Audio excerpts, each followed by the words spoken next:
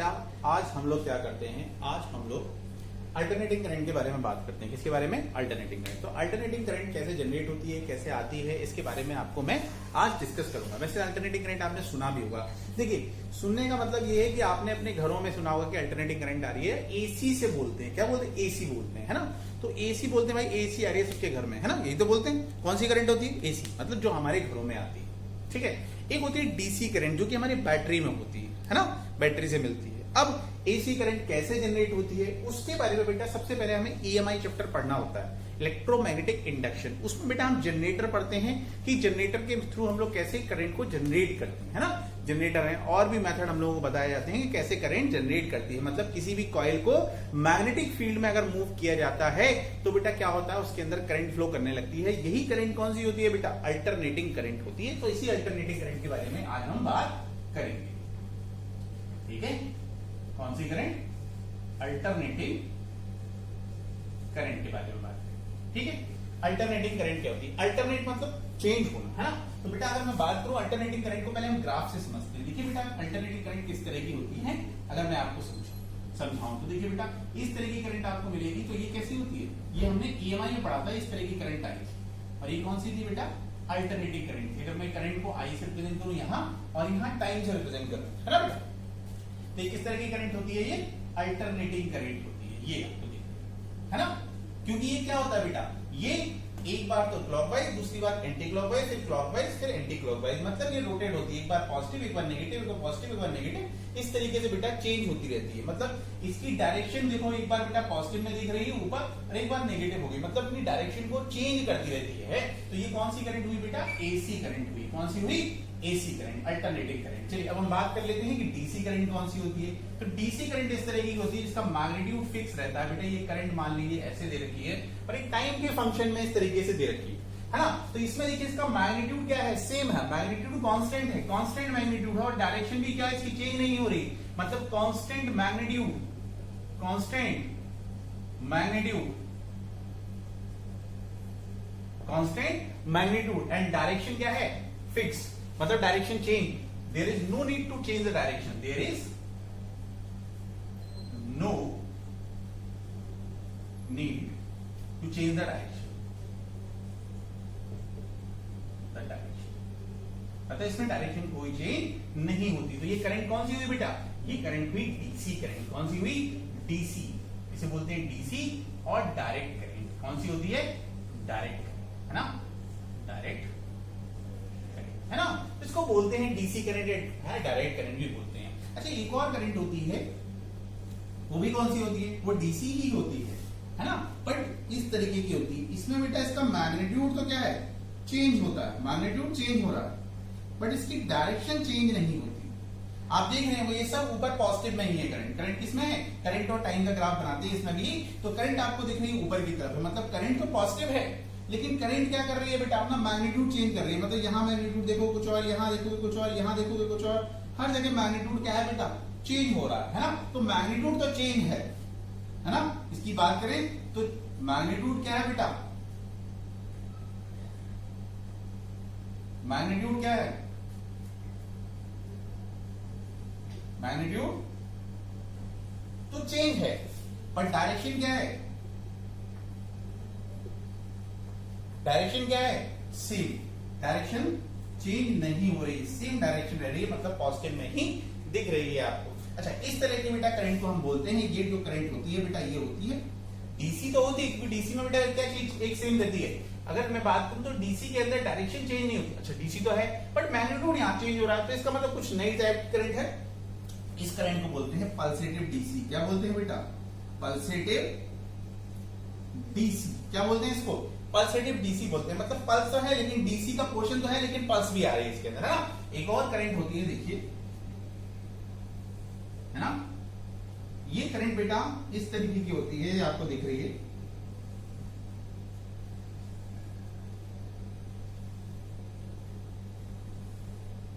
ये दिख रही है आपको, ये टाइम है और ये करंट है। इसमें बेटा आप एक बात देखोगे कि कुछ समय तक करंट सेम रही। करंट सेम होने के बाद उसने अपना एकदम से डायरेक्शन को चेंज किया। मतलब अगर यहां पॉजिटिव था तो यहां नेगेटिव हो गया, यहां पॉजिटिव तो यहां नेगेटिव, फिर पॉजिटिव फिर नेगेटिव। तो आप एक बात देख रहे हैं कि इसके अंदर मैग्नीट्यूड पहले मतलब प्लस था, फिर उसके बाद एकदम से नेगेटिव हो गया, मैग्नीट्यूड कांस्टेंट लेकिन डायरेक्शन चेंज हुई। तो डायरेक्शन चेंज होना किसमें है बेटा, इसके अंदर एसी में क्या है, डायरेक्शन क्या होती है, चेंज होती है। तो डायरेक्शन इसके अंदर चेंज है, इसका मतलब ये भी करंट कैसी है बेटा, ये करंट बेटा अगर मैं बात करूं इसको बोलते हैं स्क्वायर वेव। क्या बोलते हैं इसको, स्क्वायर वेव। वेव कैसी दिख रही है आपको, स्क्वायर वेव। तो ये करंट भी कौन सी है बेटा, ये करंट भी हमारी अल्टरनेटिंग करंट है, क्योंकि इसमें डायरेक्शन चेंज हो रहा है। तो ये करंट भी कौन सी है, एसी करंट। ठीक है, मतलब एसी है, एसी करंट लिख रहा हूं, खाली एसी की बात है, ये क्या है, एसी है।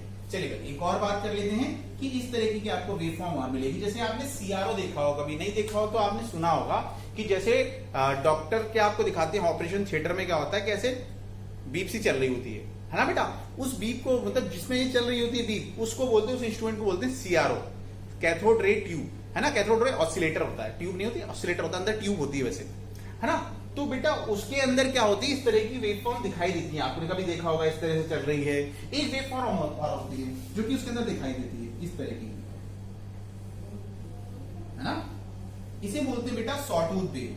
ये भी क्या होती है बेटा, ये भी देखो, ये पॉजिटिव, ये नेगेटिव, ये पॉजिटिव, ये नेगेटिव। अगर मैं करंट की बात करूं, ये है टाइम, तो बेटा ये वेव की क्या हो रही है, इसके अंदर देखो मैग्नीट्यूड तो है ना, देख रहे हो कि आप बढ़ भी रहा है मैग्नीट्यूड, और बेटा डायरेक्शन भी चेंज हो रही है। तो ये करंट कौन सी हुई, एसी, है ना। कैसी हुई, एसी। ये भी हमारी एसी करंट हुई, और इस वेवफॉर्म को बोलते हैं सॉटूथ वेवफॉर्म। क्या बोलते हैं, सॉटूथ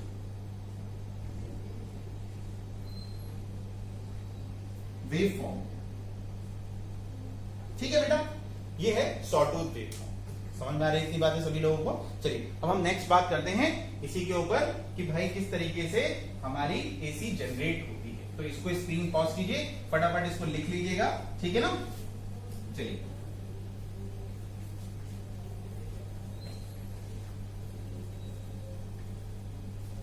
स्टार्ट करते हैं अब हमारा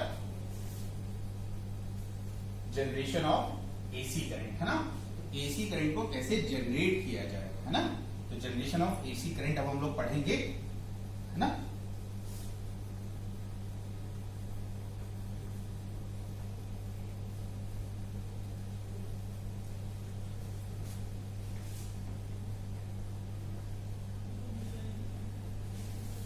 चलिए अब बात कर लेते हैं जनरेशन ऑफ एसी करंट। तो यहां देखिए मैं लिखवाता हूं जनरेशन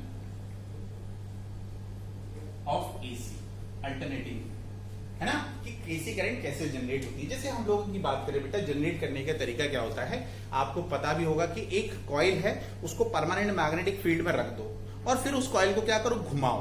तो घुमाने से क्या होता है, अगर परमानेंट मैग्नेटिक फील्ड में रखा हुआ उसे घुमा रहे तो बेटा उस कॉइल के अंदर करंट फ्लो करने लगती है। ये तो जनरल मेथड है जो कि हम लोग जनरेटर में यूज करते हैं। जनरेटर में बेटा हत्ता होता है ना, अंदर कॉइल होती है, इसे घुमाते हैं तो बेटा क्या होती है, उस कॉइल के अंदर क्या होती है, करंट फ्लो करने लगती है। एक तरह से हम ये कहें कि मैकेनिकल एनर्जी को किसमें कन्वर्ट कर रहे हैं, इलेक्ट्रिकल एनर्जी में। तो उसमें ये काम किया जाता है। ऐसे हम लोगों ने ईएमआई में पढ़ा हुआ कि अगर बेटा एरिया को चेंज करते हैं, है ना, किसी परमानेंट मैग्नेटिक फील्ड में अगर एरिया को चेंज करते हैं तो फ्लक्स चेंज होता है।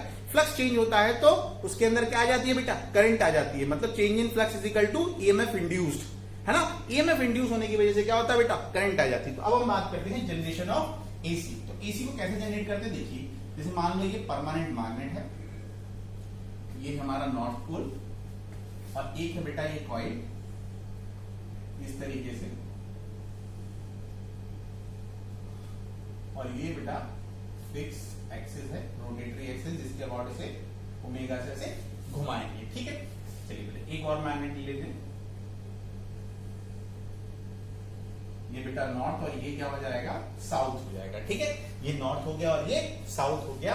मान लो इस एक्सिस पे, इस एक्सिस के अराउंड, ये जो एक्सिस दिख रहा है आपको, है ना, एक्सेल जिसे बोलते हैं, एक्सिस के अराउंड क्या कर रहे हैं बेटा, इस वाले ये जो आपको दिख रही है ना, शीट को घुमा रही है। क्या कर रहे हैं, घुमा रहे हैं ना बेटा।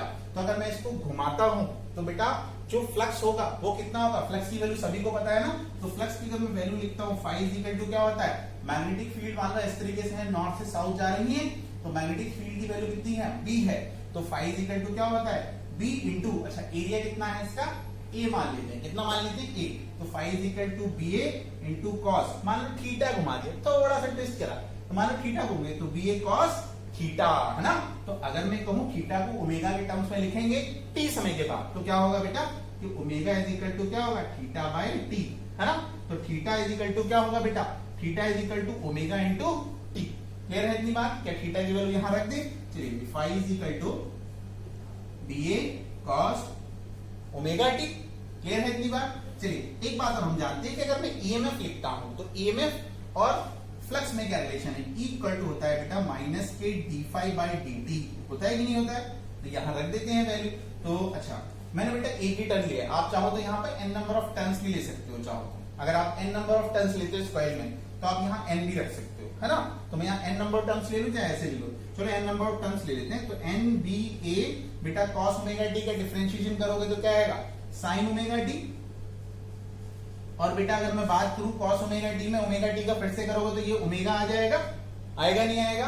तो इस टर्म्स को मैंने लिख लिया। अच्छा, अगर मैं बात करूं मैक्सिमम वैल्यू की, ईएमएफ के मैक्सिमम वैल्यू, तो मैक्सिमम वैल्यू है ना for E max. E max के लिए क्या होगा बेटा, अगर मैं ई मैक्स की बात कर रहा हूं for E max, sign omega T की वैल्यू कितनी हो जाएगी? क्या साइन ओमेगा टी की वैल्यू 1 हो जाएगी? अगर मैं इसकी मैक्सिमम की वैल्यू की बात कर रहा हूं, क्या बेटा ये 1 हो जाएगा? तो बेटा इसकी मैक्सिमम वैल्यू कितनी हो जाएगी, एन बी ओमेगा, है ना बेटा, एन बी ए ओमेगा। चलिए, तो इसको रख देते हैं ई मैक्स। ई मैक्स को आप ई नॉट से भी रिप्रेजेंट कर सकते हो। चलो ई मैक्स से कर लो या ई नॉट से कर लो। तो कहीं कहीं पे बेटा इसको ई नॉट भी लिखा जाता है और ई मैक्स भी लिखा जाता है और ई नॉट भी। तो आप जो चाहो, तो मैं इसको ई नॉट से रिप्रेजेंट कर दूं या ई मैक्स से। तो बेटा ई इक्वल टू कितना हो जाएगा, माइनस के ई नॉट के ये मैक्सिमम वैल्यू और साइन ओमेगा टी, है ना। और plus minus plus minus plus minus कुछ गड़बड़ी, हाँ भाई कॉस का करोगे तो माइनस के साइन आ जाएगा ना, है ना। और माइनस पहले से लगा रहता है तो माइनस माइनस क्या हो जाएगा बेटा, प्लस हो जाएगा। तो ये क्या हो जाएगा बेटा, ई नॉट साइन ओमेगा टी। बेटा ई नॉट क्या है, मैक्सिमम वैल्यू या मैक्सिमम वैल्यू ऑफ ईएमएफ। चलिए भाई यहां डिस्कस कर लेते हैं, थोड़ा सा लिख देते हैं। ई नॉट क्या है बेटा, मैक्सिमम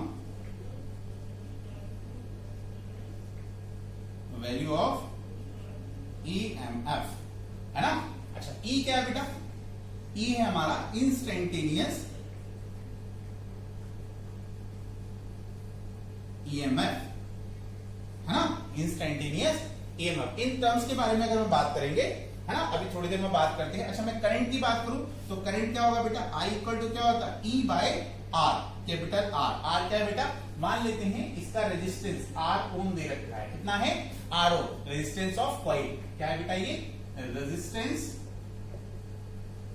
ऑफ कॉइल है। कॉइल का रेजिस्टेंस आर ओम दे रखा है, तो क्या मैं आर से डिवाइड करूंगा तो बेटा क्या करंट आ जाएगी, वो भी इंस्टेंटेनियस वाली। चलिए, तो क्या हो जाएगा, E naught by R sine omega T.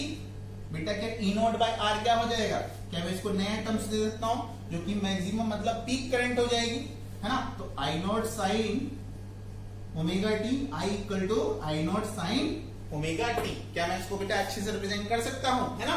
तो बेटा अब यहां की बात करें, आई क्या होगा, आई हमारा होगा इंस्टेंटेनियस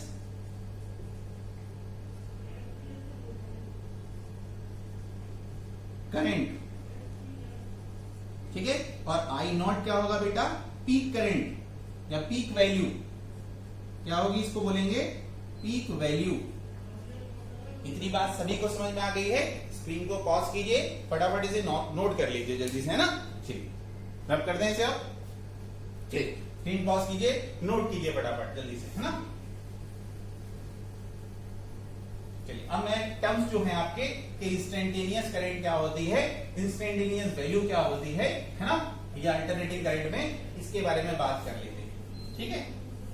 कि इसकी डेफिनेशन क्या होती है, थोड़ा सा लिख लेते हैं, है ना, ये होता क्या है।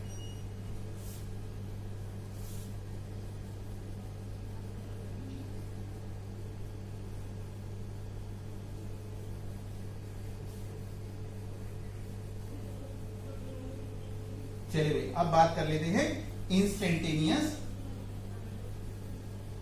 वैल्यू क्या होती है, इंस्टेंटेनियस वैल्यू। तो अब मैं बात करता हूं इंस्टेंटेनियस वैल्यू क्या होती है ना बेटा। तो इंस्टेंटेनियस वैल्यू के बारे में बात करते हैं, instantaneous value.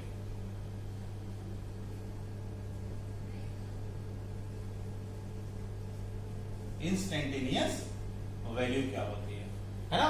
The value of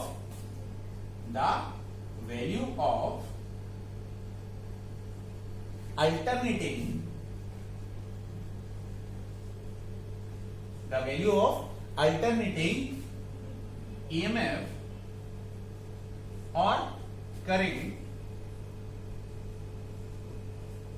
for a particular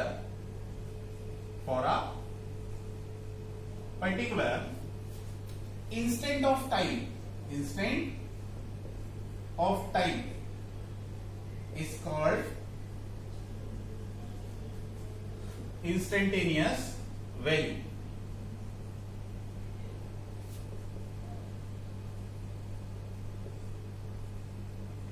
ठीक है, इंस्टेंटेनियस वैल्यूज क्या होती है? पर्टिकुलर इंस्टेंट टाइम होती है, उसे बोलते हैं इंस्टेंटेनियस वैल्यू। जैसे I equal to I naught sine omega T, अच्छा E equal to E naught sine omega T, ये दोनों ही बेटा क्या है? इंस्टेंटेनियस। क्या है? इंस्टेंटेनियस। ठीक है, ये इंस्टेंटेनियस वैल्यूज हैं। क्या है बेटा? इंस्टेंटेनियस वैल्यू है। इनको हम इंस्टेंटेनियस क्यों बोलते हैं? क्योंकि मान लो यहाँ पे 2 सेकंड 3 सेकंड 5 सेकंड कितने भी सेकंड पे अगर हमें इसकी वैल्यू निकालनी है तो हम आसानी से निकाल सकते हैं, है ना बेटा? अब बात करते हैं कि भाई करंट को जनरेट, जो एसी करंट होती है इसको जनरेट कैसे करते हैं। जैसे मान लो जो टरबाइन होते हैं बेटा, आपने देखे होंगे power generator, hydro power projects होते हैं, है ना? या अगर थर्मल पावर प्रोजेक्ट्स की बात करें तो वहां होता क्या है? जैसे मैं बात करूं हाइड्रो पावर प्रोजेक्ट में, तो बेटा एक टरबाइन होती है। क्या होती है? टरबाइन। उस टरबाइन को क्या होता है बेटा? उस टरबाइन पे पानी ऊपर से गिराया जाता है। स्वदेश मूवी भी देखी होगी आपने, बहुत सारी मूवीज हैं, है ना, जिसमें दिया हुआ है कि टरबाइन के ऊपर पानी ऊपर से गिराया जाता है। जब बेटा पानी ऊपर से गिराया जाता है तो वो टरबाइन रोटेट करती है ना? अब टरबाइन के अंदर की बात करें, अंदर के मैकेनिज्म को थोड़ा सा देखने की कोशिश करें तो अंदर बेटा कॉइल होती है टरबाइन के, है ना?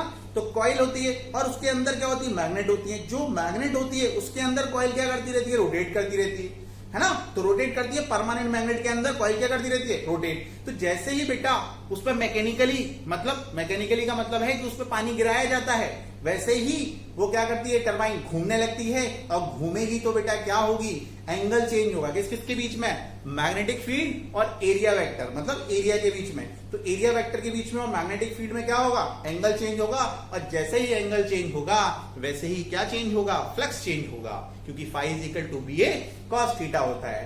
तो बेटा एंगल चेंज होगा, एंगल चेंज होने से क्या आएगा बेटा? ईएमएफ आएगा, है ना? ईएमएफ आ जाएगा, तो ईएमएफ आएगा तो करंट फ्लो होने लगेगी। तो ये फिनोमेना होता है, बहुत सारे ऐसे किए जाते हैं। जैसे अगर मैं बात करूं कि न्यूक्लियर पावर प्लांट में, तो उसमें क्या होता है? न्यूक्लियस जो होती हैं एनर्जी को उसमें कन्वर्ट किया, एनर्जी जो होती है उसको क्या करते हैं हम लोग? स्टीम बनाते हैं। तो स्टीम की जो एनर्जी होती है उसे टरबाइन पे ट्रांसफर करते हैं, तो टरबाइन घूमने लगती है ना? जब टरबाइन घूमेगी, रोटेट करेगी, तो उसके अंदर क्या चेंज होगा? फ्लक्स चेंज होगा। फ्लक्स चेंज होगा तो करंट आ जाएगी। तो ये फिनोमेना है, इसी तरीके से हमारी करंट फ्लो करती है। तो मैंने सभी तरह की करंट को आपको इसके बारे में बता दिया है। अब मैं बात कर लेता हूं बेटा किसके बारे में? एवरेज करंट, है ना? अब मैं बात करता हूं एवरेज करंट की। ठीक है, एवरेज करंट होती क्या है? अच्छा, मैंने बात कर ली ये वाली इंस्टेंटेनियस के बारे में। ठीक है, चलिए अब मैं बात करता हूं इंस्टेंटेनियस कह रहा हूं एवरेज करंट की। एवरेज करंट होती क्या है? ठीक है,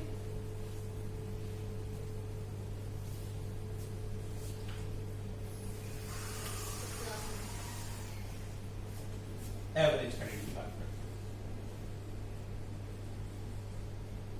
हैं। एवरेज करंट क्या होती है, अब उसके बारे में हम लोग बात करते हैं। ठीक है बेटा, तो एवरेज करंट की अगर मैं बात करूं तो एवरेज करंट होती क्या है? देखिए, आप किसी की भी बात करें, एवरेज करंट, एवरेज वोल्टेज, अगर मैं किसी के बारे में बात करता हूं तो कैसे निकाला जाता है? एवरेज से मीनिंग समझ रहा होगा कि आपको जितनी भी करंट है उन सबको ऐड करो और किसी ना किसी से डिवाइड कर दो, मतलब जितने नंबर ऑफ करंट उससे डिवाइड कर दो। बट ऐसा ही कुछ होता है इसके अंदर। तो अगर मैं बात करूं तो करंट की वैसे वैल्यू क्या होती है? I equal to Q by T. हाँ, तो आई एवरेज अगर मैं निकालूंगा तो आई एवरेज क्या होगा बेटा? क्यू मतलब total charge upon total time, या कह सकता हूं Q total upon total time, और लिख सकता हूं ऐसे, है ना? तो ऐसे लिखा जा सकता है। अच्छा, अगर मैं बात करूं टोटल चार्ज को, तो बेटा मैथमेटिक्स में एक फॉर्मूला होता है। मैथमेटिक्स में क्या फॉर्मूला होता है, कैसे निकालते हैं? जैसे अगर मैं बात करूं तो इसको इस तरीके से भी लिख सकते हैं। अभी रीजन बताता हूं क्या कैसे लिख सकते हैं। तो एवरेज बराबर आई dt upon integration of dt, है ना। मैथमेटिक्स में फॉर्मूला भी होता है, वैसे भी हम निकाल सकते हैं। जैसे आपने पढ़ा होगा पावर, तो पावर कैसे निकालते हैं? P, अगर मैं बात करूं P equal to W upon T होता है ना, तो W upon T total work कैसे निकालते हैं? तो अगर मैं इस तरीके से P instantaneous P dt upon integration of dt ऐसे भी लिखते हैं इसको पावर के केस में। ऐसी मैथमेटिक्स में फॉर्मूला होता है बेटा, अगर मुझे एवरेज निकालना होता है ना, तो उसका फॉर्मूला क्या होता है? Integration of f t dt upon integration of dt। तो वही फॉर्मूला लगा दिया बेटा, है ना। तो हमने क्या किया, वही फॉर्मूला लगा दिया, है ना। तो इसी तरीके से हम लोग कर लेते हैं। तो उसका रीजन आपको बता दूं कैसे क्या होता क्या है। जैसे अगर मैं वर्क डन से निकाल के दिखाता हूं आपको, वर्क डन से कैसे, जैसे पावर इज इक्वल टू क्या होता है, वर्क अपॉन टाइम होता है कि नहीं होता है? अच्छा, पावर की अगर मैं बात करूं del W by del T भी लिख सकते हैं, या total work upon total time, है ना। तो इसको मैं टोटल वर्क बोलता हूं। क्या बोलते हैं? टोटल वर्क, है ना बेटा, ऐसे लिखते हैं, है ना। तो आप क्या करते हैं, तो P इक्वल टू एक और चीज होती है dP by P equal to dW by dt भी लिखते नहीं लिखते। चलिए अब अगर बात करें तो dW बराबर क्या होता है बेटा, P dt होता है। दोनों तरफ इंटीग्रेशन कर दें, क्या बेटा इंटीग्रेशन ये बड़ा W बन जाएगा, या डेल W भी लिख लूं उसको, या टोटल वर्क लिखें तो ज्यादा अच्छा है। इसको भी टोटल वर्क लिखो तो उससे आपको ज्यादा अच्छा समझ में आएगा। तो W इज इक्वल टू क्या होगा, इंटीग्रेशन P dt। तो बेटा देखो टोटल वर्क बराबर किसके आ गया, P dt के। तो यहां मैं रख सकता हूं P dt। और बेटा ये क्या है, टोटल टाइम। तो टोटल टाइम को मैं छोटे से टाइम dt ले लिया, उसे इंटीग्रेट कर दिया, तो वही तो बन गया, वही चीज है। तो मैंने यहां लिख दिया इसकी जगह। ऐसी बेटा क्या है, q अपॉन t है, तो dq बाई dt भी लिख सकते हैं, बिल्कुल इसी की तरह। तो बेटा dq बराबर क्या हो जाएगा, लिख सकते नहीं लिख सकते? तो वही चीज है, हम लोग इस तरीके से भी लिख सकते हैं इसको। चलिए अब बात करते हैं एवरेज करंट। तो एवरेज करंट किसका लेते हैं बेटा, देखिए, है ना। बात कर लेते हैं एवरेज करंट। जैसे मैं बात करूं अल्टरनेटिंग करंट की बेटा, ये अल्टरनेटिंग करंट दिख रहा है आपको, है ना। तो अल्टरनेटिंग करंट की बात कर रहे हैं हम लोग, है ना। तो ये अल्टरनेटिंग करंट आपको दिख रहा है बेटा। तो I है, ये D है, क्या बेटा ये साइनोसॉइडल सिग्नल है, मतलब साइनोसॉइडल वेव है। साइनोसॉइडल वेव के लिए अभी हमने अल्टरनेटिंग करंट निकाला था, कितना आया था, I equal to I naught. भाई साइनोसॉइडल वेव तो बनती है जनरेटर के अंदर। क्या बेटा अभी जनरेटर मैंने जनरेशन करना सिखाया था करंट, तो क्या बेटा इसकी वैल्यू आई थी I not sine omega t आया था कि नहीं आया था? वेव फॉर्म ऐसी तो बनी थी, है ना। चलिए भाई अब ये करंट है, क्या बेटा ये एसी है, बिल्कुल है। क्या इस एसी का एवरेज निकालना, एवरेज तो बेटा बहुत बड़ी साइकिल है। तो हम क्या करते हैं, एक बात देखो, थोड़ा दिमाग लगाते हैं, ये साइकिल, ये साइकिल, ये साइकिल क्या रिपीट होती जा रही है? क्या बेटा हर बार रिपीट होती है? तो मैं क्या करता हूं बेटा, एक साइकिल का निकाल लेता हूं एवरेज, बाकी साइकिल का तो सेम ही होगा, है ना। एक साइकिल का निकाल लेते, चलिए भाई यहां से यहां तक निकाले। अच्छा एक बात और देखो, एक बात और देखो, यहाँ 0 है, यहां से यहां तक का टाइम बेटा कितना होगा, t होगा। टोटल एक साइकिल कंप्लीट करने का टाइम, टोटल टाइम कितना होता है, t होता है। चलो भाई t होता है, ये क्या होगा, t/2 होगा। ये कितना होगा, 3t बाय, है ना, जो भी होगा 3t बाय 4, है ना, t/2। और ये कितना होगा, t/2, t/2 कितना हो जाएगा, t, इस t में t/2 और जोड़ दो तो कितना होगा, t प्लस t/2, 2 और ये 3t/2, गलत हो गया थोड़ा सा, 3t/2, है ना। तो 3t/2 हो गया बेटा। तो इस तरीके से चलता जाएगा बेटा। अच्छा इसको एक तरीके से ऐसे भी लिख सकते हो, और तो तरीका है। अच्छा हम जानते हैं टाइम पीरियड क्या होता है बेटा, t इक्वल टू 2π/ओमेगा होता है कि नहीं होता? तो ओमेगा बराबर क्या हो जाएगा, 2π/t हो जाएगा। बोलो होगा कि नहीं होगा, है ना। तो आप क्या कर सकते हो बेटा, कि जो टोटल टाइम है, इस टोटल टाइम की जगह आप क्या लिखो, यहाँ पर 2π/ओमेगा लिख दो, है ना, t हटा दो, है ना। यहाँ क्या हो सकता है बेटा, π/ओमेगा। अगर ओमेगा के टर्म्स में लिख रहे हो तो ये कितना हो जाएगा, जो भी होगा व्हाटएवर, में तो इतना से मतलब है ना, होगा कि नहीं होगा बेटा। तो इसको π/ओमेगा, 2π/ओमेगा, 3π/ओमेगा, जो भी होगा इस तरीके से चलता जाएगा, 4π/ओमेगा, ऐसे चलेगा बेटा, है ना। तो ये ओमेगा के टर्म्स में आपका टाइम को मैंने लिख दिया। देखिए टाइम को मैंने किसके टर्म्स में लिखा, ओमेगा के टर्म्स में, ठीक है। चलिए तो ओमेगा के टर्म्स में आपका ये चल रहा है और ये करंट है, ठीक है। तो अब मैं क्या करता हूं, आई एवरेज निकालता हूं। तो आई एवरेज क्या है बेटा, करंट की वैल्यू क्या है, ये करंट की कौन सी वैल्यू है, इंस्टेंटेनियस। क्या बेटा इंस्टेंटेनियस करंट की अगर मैं बात करूं, ओहो ये रही, है ना, यहां रख दो। तो कितना होगा बेटा, आई नोट साइन ओमेगा टी, और ये dt, है ना। अपॉन क्या होगा बेटा, इंटीग्रेशन ऑफ dt, है ना बेटा। चलिए अगर मैं बात करूं कि मैं पूरी एक साइकिल के लिए निकाल लूं, उसके बाद तो साइकिल रिपीट होते जाएंगी, तो एक साइकिल की बात करें तो कितना होगा यहां से यहां तक बेटा, 0 से 2 पाई बाई ओमेगा। ये भी बेटा टाइम पीरियड कहां से यहां तक है, 0 से 2 पाई ओमेगा, है ना, समझ में आ रही बात। चलिए अब क्या होगा बेटा, आई नोट बाहर ले ले इसको, ठीक है। साइन ओमेगा टी का इंटीग्रेशन क्या होता है ना, साइन ओमेगा टी, क्योंकि हम फुल साइकिल निकाल रहे हैं, क्या निकाल रहे हैं, फुल साइकिल। आई एवरेज क्या निकालना है, फुल साइकिल, मतलब एक पूरी साइकिल के लिए, इसको फुल साइकिल भी बोल देते हैं। तो आई एवरेज निकाल रहे हैं फुल साइकिल के लिए, तो फुल साइकिल में आई नॉट तो बाहर ले लिया, साइन ओमेगा टी का क्या होगा, माइनस के कॉस ओमेगा टी, माइनस बाहर ले लिया, और क्या होगा बेटा, अंदर ही ले लो यार, फिर तुम लोग गड़बड़ जाओ, तुम लोग सोचोगे यार कुछ ना कुछ गड़बड़ कर दिया है ना। तो माइनस के कॉस ओमेगा टी, और बेटा फिर से साइन ओमेगा टी में ओमेगा टी का दोबारा करो, क्योंकि dt के रेस्पेक्ट में है ना, तो ओमेगा क्या हो जाएगा, डिवाइड हो जाएगा, है ना। अच्छा t की बात करें तो t का क्या होगा बेटा, छोटा सा t है, बड़ा t हो जाएगा, तो बड़े t को अगर वैल्यू रखोगे, बड़े t की वैल्यू तो ये हो जाएगी, देखो देखो देखो देखो 2 पाई अपॉन ओमेगा, देखोगे तो अपर लिमिट रखोगे तो क्या होगा, 2 पाई बाई ओमेगा, ओमेगा ने ओमेगा को उड़ा दिया। चलिए क्या हो गया, यही नहीं यहां पर क्या होगा, देखो आई नॉट, है ना, आई नॉट, है ना, लिमिट कहां, 0 से 2 पाई बाय ओमेगा, है ना, आई नॉट। अब t की जगह 2 पाई बाय ओमेगा रखोगे तो बेटा 2 पाई बाय ओमेगा से ओमेगा कट जाएगा, तो cos 2 पाई की वैल्यू कितनी होती है, 0, 0 आ गई, है ना। फिर cos अगर मैं बात करूं, नहीं, cos 2 पाई की वैल्यू कितनी होती है, -1 होती है, और ये माइनस पहले से, तो -1 होती है, तो ये -1 हो गया, है ना, और माइनस माइनस प्लस हो गया, या फिर माइनस को आप बाहर ले लो तो क्या होगा, -1 हो जाएगी, और फिर माइनस और माइनस, cos 0 की वैल्यू कितनी होती है, 1, तो माइनस और माइनस क्या हो जाएगा, प्लस हो जाएगा, तो 1 से 1 ये कट जाएगा, तो बेटा टोटल हमारा कितना हो जाएगा, ये कितना आ जाएगा, 0। इसका मतलब आई एवरेज क्या आएगा बेटा, हमारा फुल साइकिल के अंदर वैल्यू कितनी आएगी, 0 वैल्यू आएगी, कितनी आएगी, 0 वैल्यू आएगी आई एवरेज फुल साइकिल, ठीक है। तो आई एवरेज कितनी है बेटा,